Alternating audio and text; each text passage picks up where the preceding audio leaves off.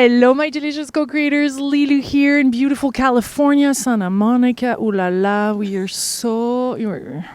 I feel so blessed to be here and having this conversation with you today. Oh, me too. Yes, we're bathed in the sun. We're just soaking up its glory. Yeah. You actually sun gaze. I do sun gazing in the morning and in the evening. Just 15 to 20 minutes right before it goes down and right after it comes up. So you're the author of several books, and we're going to go into this topic today of the goddesses, of the priestesses that we were, and how at a certain point in history, our power just was, can we say, oppressed or pushed or... It was obliterated. They were, the priestesses were all over up to a certain point, and you can almost track and pinpoint that place where no longer were women permitted to be in any religion leading as a priestess. And all of the priestesses were murdered, specifically murdered, in order to make that transition to ensure that women were not able to represent any leadership role in any of our large religions. Priestess and witches, because you're known as the witches of the dawn, the witch of the dawn. Yes. Is that the same priestess, witch? Yes, the word witch actually comes from wise one. The word means one with knowledge or one who knows. And it was very similar to the word magus, which of course was the priest. So, in the tarot deck, they have the high priest and they have the priestess.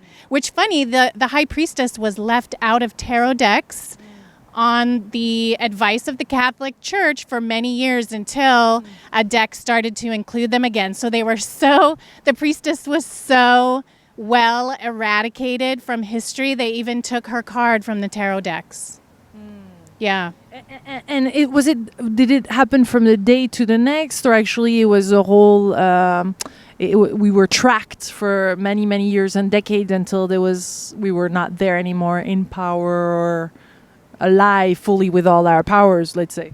It was actually only a couple of 100 years, so it was fairly quick, not just one day, but really it was with the formation of the Catholic Church and the eradication of the pagan religion. You see it very specifically with the removal of the Vestal Virgins of Rome and all of the oracles. So there was a whole class in my book, Familiars in Witchcraft. I mentioned this history, which many people have forgotten, and you're not going to hear this discussed many places, which I find shocking. But there were the Cybele oracles and the priestess class all over Europe, into Africa, even into Asia and India. There were women that were known of as the Cybele oracles, and they served the goddess Cybele. She was known by several names. She was the Earth Goddess or the Earth Mother. In France, there was a huge cult of Cybele. We were talking about how we're both French. But France was the last to worship the goddess of all of the countries. They held the goddess the longest. And maybe you've seen in France how they have roosters all over from the Gaul. Right, from the Gaulish people. They were the ones to hold Rome at bay the longest, to hold that tradition of worshiping Cybele. And the name Paris actually comes from Cybele's story and the goddess. So she was also known as Demeter and Rhea. She's known as Isis in Egypt and Africa. And it's all the same story with kind of the same plot line. And she was completely removed. In Judaica, she was known as Asherah. And there was, a lot of the Jewish folks thinks there was only the patriarchal God. But no, not so. In the Bible, there was the feminine version also who was known as Asherah. She was taken out completely. So it's so threatening. It's very insidious. It's really kind of, you can make a conspiracy theory about it, but you can also just look at history and see really that place where she becomes removed from all of the literature, all of the religions, all of the practices. There's no longer a feminine influence, and it happens around 380 AD. So really around that time, from 300 to 600 AD, it's all eradicated in a couple hundred years. Why is that threatening? I don't understand. I feel like the power of the priestesses was actually in their vision, and they were able to get vision through their womb. They had a creative power, a power to create the future, to create what was seen, to influence reality through a physical manifestation ability, which men did not have. They had a physical ability, right, to manifest and build in physical reality and be very physical. So I wanted to compete and were not able to compete, whereas it was not what we wanted. That's right. In a lot of the occult literature, like I mentioned, this is the male shadow. So the male shadow grows envious and jealous. So a lot of the energy that we're still dealing with today and trying to lift this is actually envy and jealousy. And what is our shadow? Our shadow, the female shadow, is the divine patriarch or the divine masculine, which can come into physical creation, right? So the man shadow is the ability to see and foresee things. That's their intuition.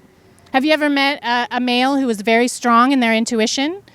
It's not as common as for women. But they've lost it. But if you meet, my grandfather was a man like that. He was in the jungles a lot and connected to nature. He was a geologist, so he was very into the earth. And he just knew, he could feel it in his gut, you know? The shamanic way. Yes, very much. But many of the men have lost that. And then when the woman sees things that they don't, they become angry. They become upset because they feel like they're stupid. So it's the threat, I feel like, is that they don't want to be ignorant, but then they act ignorantly Wow.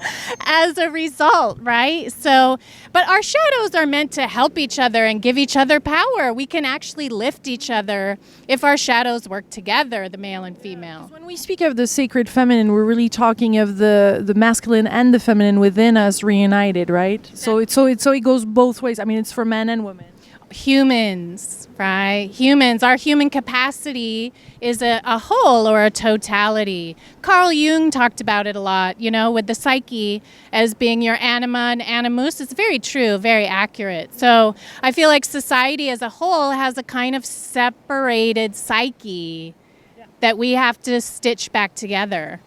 And now you're guiding us through your book, but why is this the perfect time to get in touch with that, our power, or can we name it even as power? It absolutely is power. My teacher, Dr. Kelvin DeWolfe, he's a Native American and Indigenous, and he defines power as having one thing and another thing, and those two things come together, and it creates another thing. So he really defines power as a creative force. So I would call it exactly power. It's our creative force that needs to reawaken.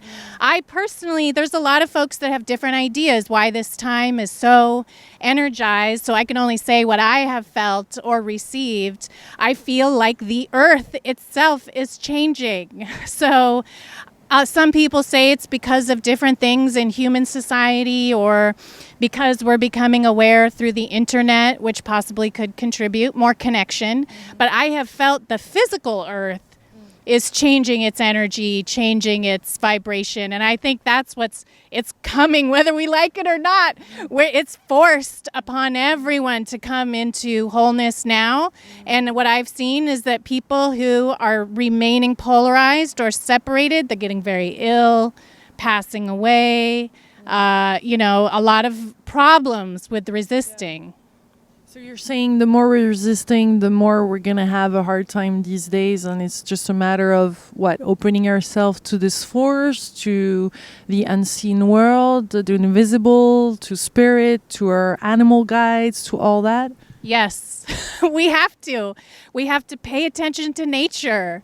We have to look at the earth. We have to tune into the earth. We have to have a relationship with the earth. And in my book, I talk about how people and witches and priestesses would have these kinds of relationships through familiar spirits. So you come into like a dialogue or a relationship like it's your family. So the word familiar is like family. So we have to know that we're not only family with each other and our fellow humans, but also the earth is part of our family. And all the living beings that we share sentience with on this earth is part of our family. So we have to broaden our awareness to that. It seems so big and so powerful that sometimes it could be scary to even use the word witch, you know? It's become terrifying. And like you said, that threat, you used the word threat, right? It's threatening. And I feel like, too... And it's daunting because it's so big and so large and so powerful, and there's so many different formulas that we feel like we... And maybe this is coming from our past where we said no more of this, you know, but it feels a bit scary. It could feel scary from the outside. It's terrifying because we don't know what our capacities are. When we're rediscovering our power, we also have to be very responsible. Right? So we see what happens when people are given power that haven't learned how to wield it. So a lot of people with the earth shifting are getting power, getting connected, and then sadly, many of them are directing it towards enemies, right? So they're coming into their power and they're using it against. So it's just making another polarity, right? So that's part of the old game. So in the new game, it's the power, like my teacher says, we have to come together because that's going to make a creative force that lifts, that rises, right? If we try to dominate with power, we're going to keep sinking in the mud. The way I was shown is an image of when you try to overpower others, you're going to sink down into the mud, right? So we have to use it kind of like we're children and we just don't know what we're doing, and we have to learn. We have to learn how to use our power in a way that's creative and not destructive. We have, as you said, as children do, like baby steps along the way, and sometimes we think, oh, this is not working for me, or I'm not... Could there be such a thing as vows and contracts and things that were... that we so strongly said and put out there to the world that we're actually not in touch with our real powers, and there's some kind of rituals or things to heal or let go or liberate or soul contracts to kind of say, hey, this is what I said back then, but not anymore.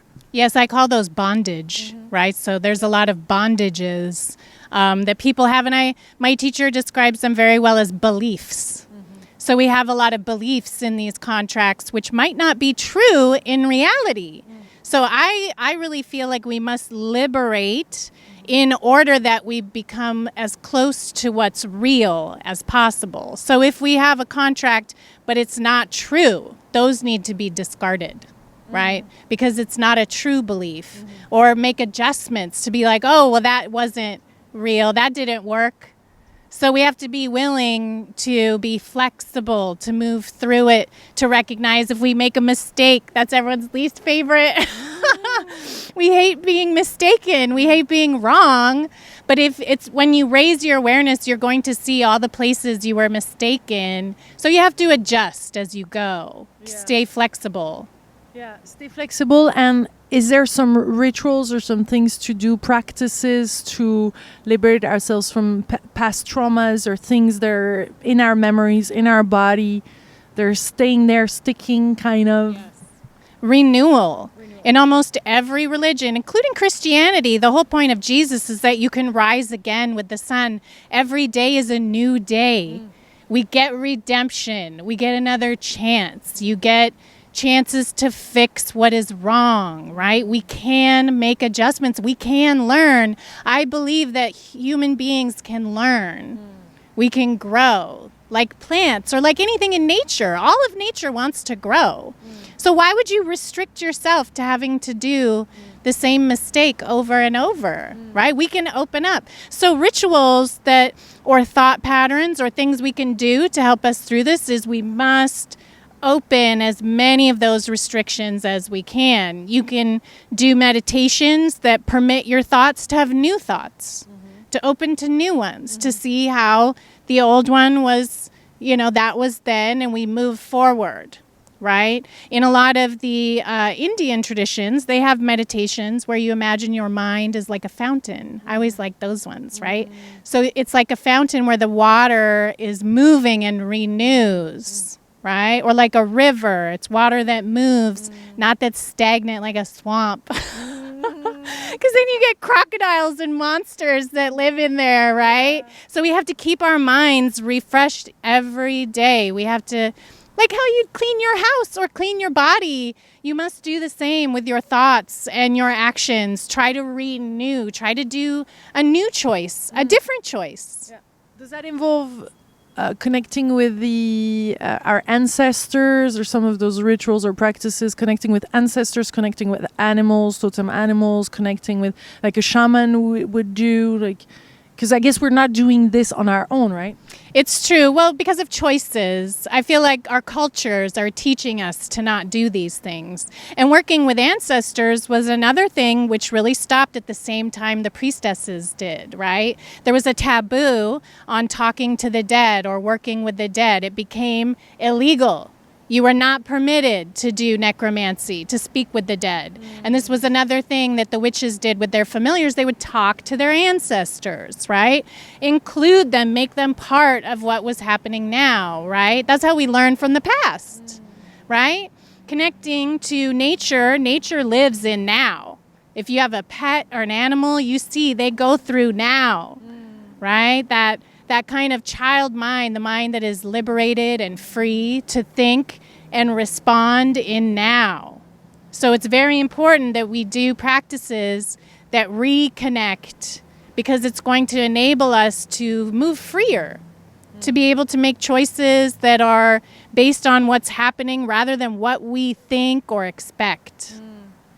To be in this place of total openness and move forward in the unexpected and really where magic happens, right? How, like, do you have advice and recommendation to be in that space? It's really hard. I have to work at it so hard. It's weird, but it doesn't come natural because we have so many things that we put on our minds every day. It's like, I view it kind of like you're putting on a bunch of clothes and you have to take off all of your clothes. So it really takes upkeep. So every day I have to think, what am I expecting? How do I drop it? So you really have to drop a lot of your prejudice. If you think something is a thing, try to think, maybe that thing will grow. Maybe it'll be different today. Maybe there's a chance for a change.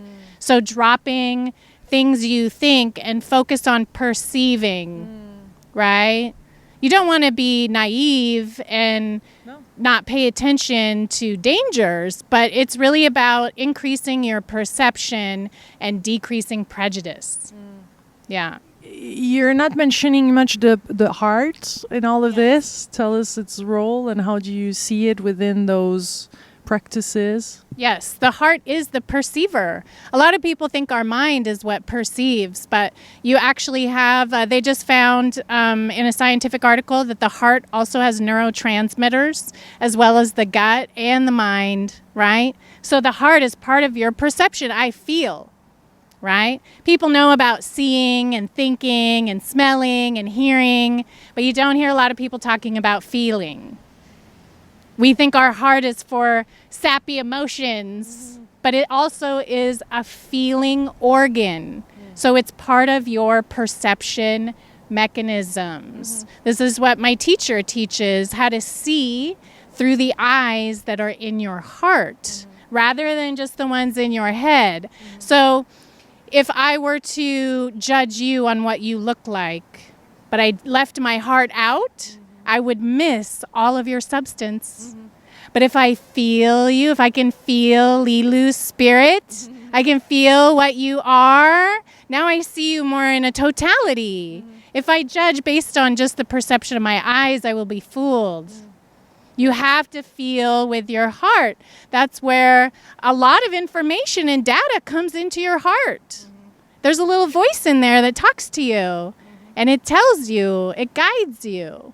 Right? You have to listen. Yeah. We forget all that now. We just judge on surface of seeing and hearing, right? Heart is very important. That sisterhood, can you tell us more about it, and how is it important to connect with our sisters, with other women around the world, to create those circles of women, to feel interconnected? Because it feels like at some point we started to see and to get in the men's game of competition, whereas there's so much more to reconnect to us being connected, you know? Yes, that's the male shadow, the envy, the jealousy, right? So when we come into masculine shadow, we get competitive, envy, jealousy. They showed me that was the story of Cain in the Bible, Cain and Abel. When you come into that energy, it's a masculine nature. It's part of nature too. So when women connect, like I said, like my teacher says, you have one thing, you have another thing, they come together, that's more power. So when the women take their power and put it together, you get more power. And the focus of the vision can become manifest, right? So as women form groups and there's a single intention or a single goal, that's the most powerful. What would that goal be? I feel like the goal should be to raise humanity up to its highest level, to raise the earth up, raise everything up, right? If we can, as a species, try to lift ourselves out of this darkness of mind that many people get into, out of those shadows that are part of us that people fall into, I think we can make a lot of progress, a lot of progress.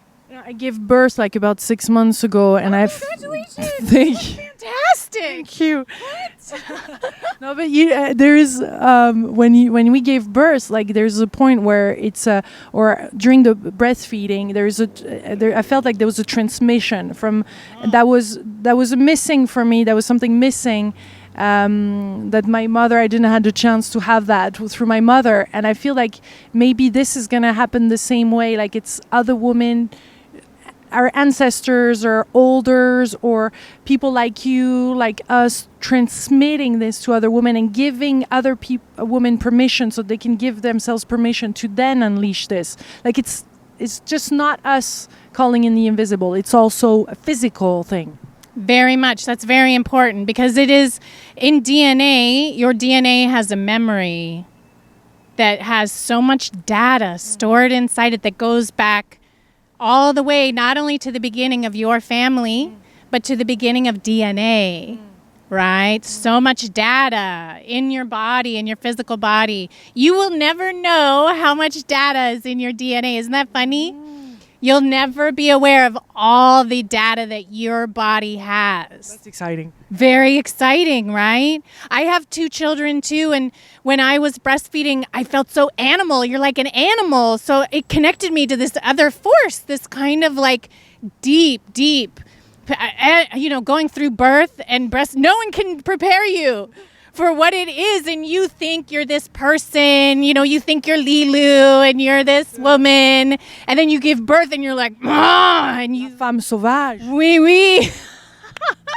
You become overtaken by what is contained inside of your body, that force, that physical force, which is in your DNA. I study fighting also. I do martial arts. So you learn what you're capable, your power, your force is. You have no idea how much power you have in your physical. I feel like the men connect to that more because of culture, society, they're trained to. And women have kind of forgotten.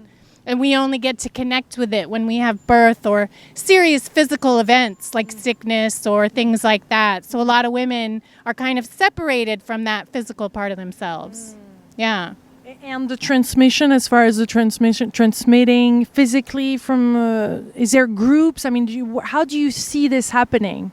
I mean, of course, the books and workshops and retreats and all that, but on a larger scale, we heard of the grandmothers, we heard of so many different groups getting together, but what is your feeling having researched this and living in this? Yes, I feel that for each woman who is able to connect, like you said, you felt the transmission when you made that connection through your action of breastfeeding.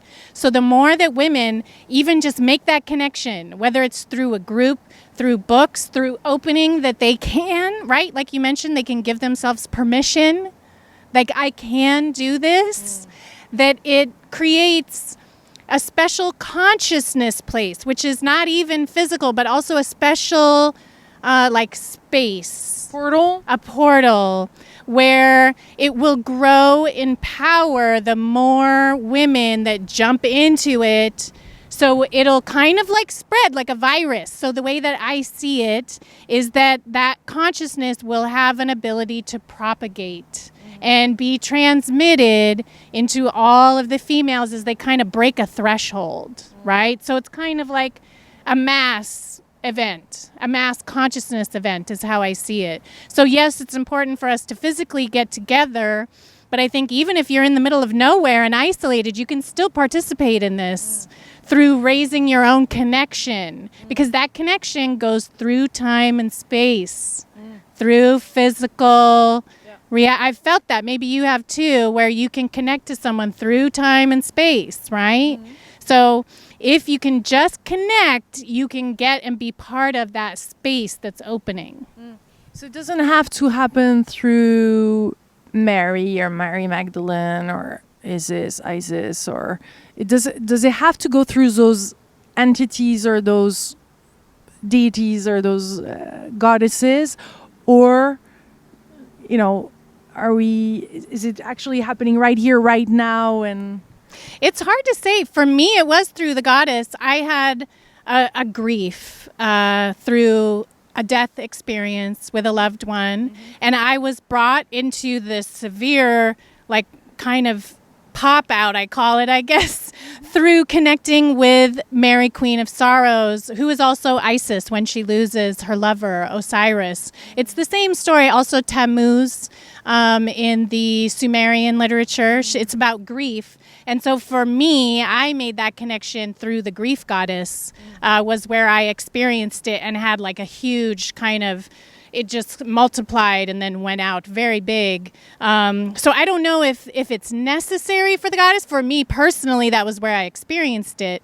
But I do feel like it can arrive through a direct earth connection too. So if it's not through an archetype, I think you can do it directly through a nature experience, right through nature, right? So we don't have to go through the dark night of the soul or something gigantically, going to the depth of the depth, the profound, the low of the low, to be resurrected and woohoo! I hope not. For me, this is what I saw when it happened to me. I was at my lowest point. I was at the dark night, and being at that polarization, it actually attracted the light to it. So what was communicated to me at that time was it was by going so dark that because of how nature works, where there's a scale, when things get all the way dark, you bring the light to it. So it kind of sucks. It's like the worse something gets is how Messiah or the light or the Savior gets drawn, because nature wants to balance, right?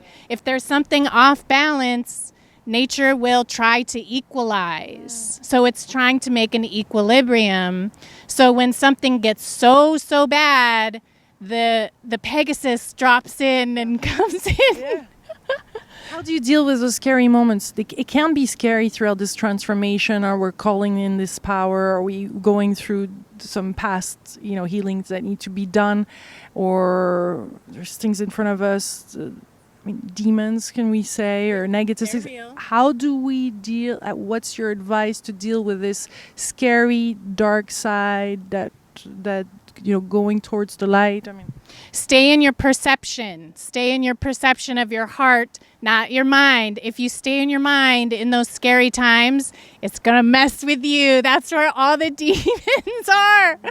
So if you get into a place where you are overtaken by those places, you must try to just feel your heart. There was several of my clients and people I work with, someone was in the event of a drug overdose and they messaged me and I said, feel your heartbeat. Try to connect to your heart. Obviously I said dial 911 and go to the hospital, but I said while you're waiting, feel your pulse. Try to feel your heart. And they came out of it. They were able to calm down and come out of the fear. But you have to really ground in and hold on, It's like You have to have a steadiness, and you have to calm or pacify yourself. You have to almost talk yourself out of it, and then remember and feel your feelings so that this doesn't take over and kind of sweep you away it's like a windstorm when I see it, like a tornado. Yeah. Tell us about this area here, the uterus, the yoni, the jade palace, all that. What's really here? The source of power. That's your power source. And another thing my teacher, Dr. DeWolfe, always says is that women have all the power, men don't have the power, because we have a cavity or a space. So men's is in their heart, right? So they have an ability, their creation, men have an ability to create, it's in their heart, right? Women have that cavity where it's a space where you can hold, right? You can't just go and always move, or nothing can form. If you want something to form and come into being, you have to sit and wait. That's pregnancy. The spirits showed me the pregnant pause. There needs to be a nest or a place that you can hold it, right? So in our wombs, that's our seat. It's our seat of the creative force. Most of the time, unfortunately, due to culture, women's power is focused on the man, focused on the partner. If you're lesbian, it gets focused outside. I call that the monitor because we biologically are focused outside on the other. What are they doing? What did they say? Are they late for dinner? When are they going to think about me? Our power is not inside ourselves. It's taken out and placed externally. This I feel like is biological so that we can monitor children, right? That's all I can figure out. But so many of my clients, always their questions are about their partner. Yeah. They don't ask questions about themselves. Their focus is outside of them. So when your womb and your power is focused on creating for yourself, on holding a space for something, and isn't projected, right? Projected, that's the male shadow. We want to keep it. Keep your shadow, keep your darkness. That's your dark space where you can make and create things. Don't put it on anybody else. Keep it. This is your power spot where you create your vision. But because we have fear and anxiety, we imagine all these terrible things, right? We imagine fear things. It's natural because terrible things do happen. So we think, oh my God, what if that terrible thing happens? But now our space is all taken up, right? So we have to keep clearing. The womb naturally clears its space every month. It fills up and then it clears itself, right? And periods and birth are so real. You get down in that negative force, that negative energy. I feel like it's why many women get postpartum, they get PMS. You really gather that negative fear at that time because it's like a death. You're losing your blood. It's kind of like a death experience. Whereas it could be seen as a offrande in French, we say, as an offering. Correct. It's a sacrifice. Yes, very much so. In a positive way. Because women can have an ego death every month. We can clear out. We get to renew. There's much research that shows that maybe one of the reasons women live longer than men is due to that blood loss, because they lose iron and it's healthier for their heart. So they make new blood. Men never make new blood, right? Unless they're injured and they bleed, their body does not create as much new blood as a woman. So she gets the regeneration, that renewal I was talking about. But in order for the renewal to occur, we have to go through that death. Right? Yeah. It's why there's so much fear, I think, maybe around women, and that threat is because we go into that death space once a month. And we go, and if women can't feel themselves, if you don't feel that energy or it's scary, you're going to have difficult emotions. You're going to get inflammation. You're going to get tense. It's going to be, or if there's an imbalance in your body or you have a disease, those times are going to be very difficult for many women. They have so many menstrual problems, right? It's such a source of propagation of problems, right? We really have to pay closer attention to our menstruation, our menstrual health, the health of your womb, what space you're holding, who's in your womb. Yeah. And as you said, we can get impatient too, and we wanted, I mean, things now in the world, like we're used to have spontaneous things happen, and we probably all feel like the moment is now, like the rising feminine, it's happening, and do you, I mean, what would be your message? Because, I mean, this interview could go on and on and on. I'm absolutely, we'll do this again and we'll meet again and there's much to talk about. But what kind of message do you want to leave us with as women? Like, if there's something you can say internationally, like a spokesperson for the rising feminine, what would be your call to action? Hold your space. Hold your space. Hold that boundary. Hold yourself. Hold yourself as you would a child. You know, women are we're very giving, very sacrificial, so you'll give up your space for the other. But we need you. We need every woman to hold herself because we need you. You're very much needed. And yes, we have to give like the earth gives to everyone, but you must give as yourself, as only yourself. Don't let anyone else occupy yourself. Be you. We must be ourselves. Oh, did you feel that? The sunlight came out brighter. That was so cute. There was like a little shift. I saw your eyes like lit up too. It's true. We must hold ourselves.